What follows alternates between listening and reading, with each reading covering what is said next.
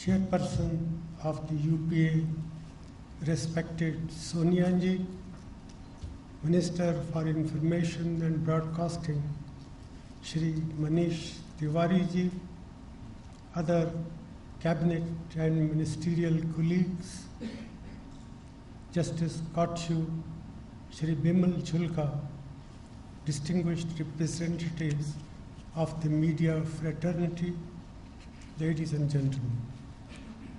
It gives me immense pleasure to be here today on an occasion that represents a milestone in public engagement. The inauguration of the National Media Center is not only about unveiling New Delhi's latest landmark. This center also showcases our ability to keep pace with similar state-of-the-art facilities across the world. It symbolizes the vibrant mood of the existing media landscape in our country. As a communication hub and a single window facility, I am sure it will fulfill the needs and requirements of our media fraternity, many of whom are present here today. Dear friends, the exponential growth in India's media sector began during the decade of the 90s. The media, not coincidentally, were among the principal beneficiaries of the wave of economic reforms that were introduced in the country during that period. Growing economic activity created the need for better and more intensive communication, which itself had a commercial aspect to it.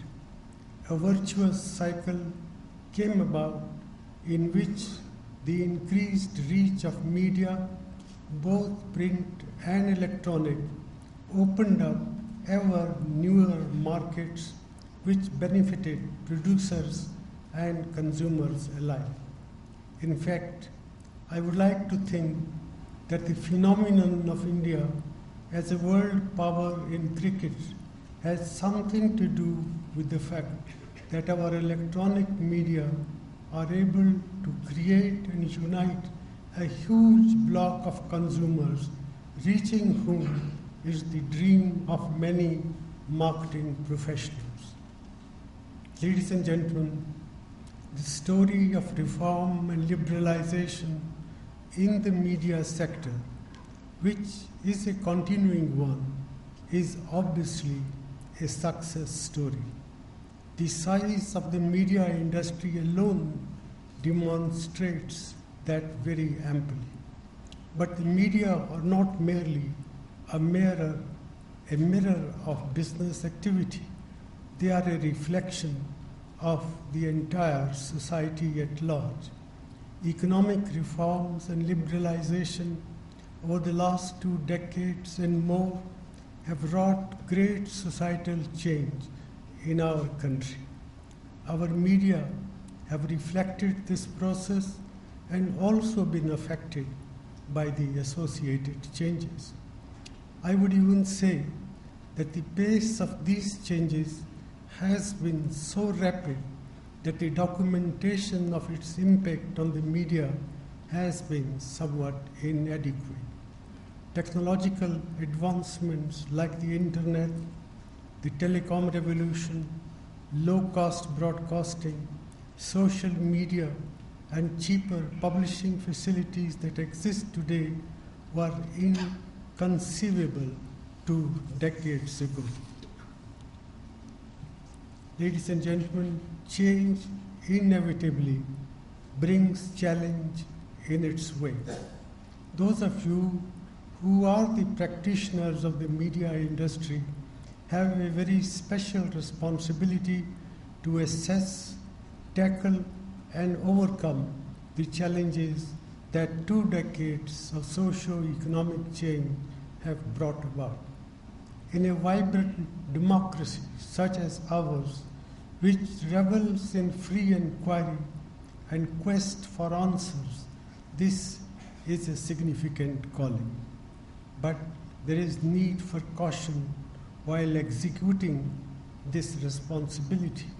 A spirit of inquiry must not morph into a campaign of calumny.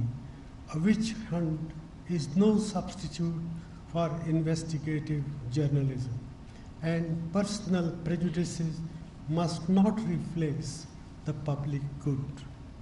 At the end of the day, credibility is the media's currency and is integral to its contract with the reader or viewer. There is also the question of a certain responsibility for social harmony and public order.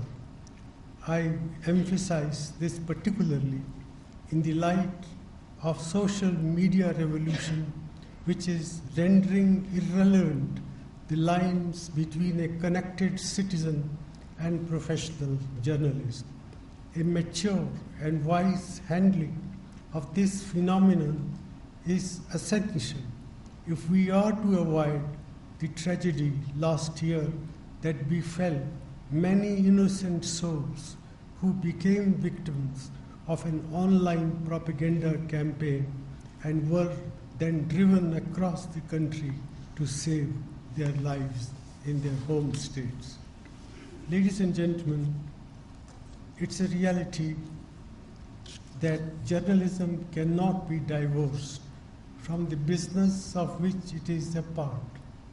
The responsibility of a media organization are not limited to the viewers and readers alone. The companies also have an obligation to their investors and shareholders.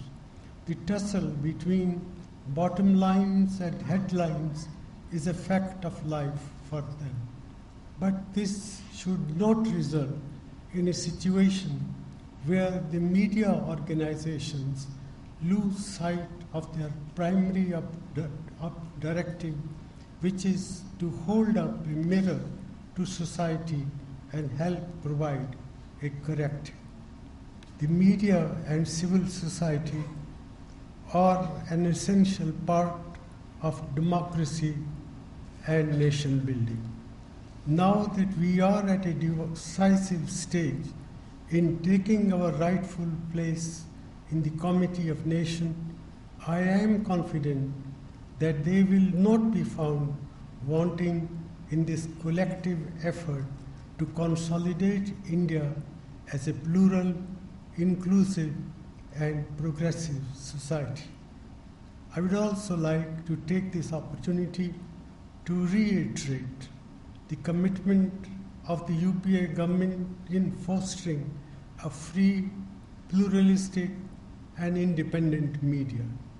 Our initiatives aim to bridge the information divide and to provide our citizens knowledge and information so as to equip them to respond to social, economic, and technological challenges. Our communication architecture is aimed at empowering our people with quality information. Through the innovative use of social media, I am confident that our government will address and strengthen the communication needs of an aspirational India and connect with our younger generation. Ladies and gentlemen, the National Media Center is just the latest step in addressing the diverse communication needs of our country in the future. I congratulate the Ministry of Information and Broadcasting on this achievement and urge it to remain at the cutting edge of media innovation. I thank you.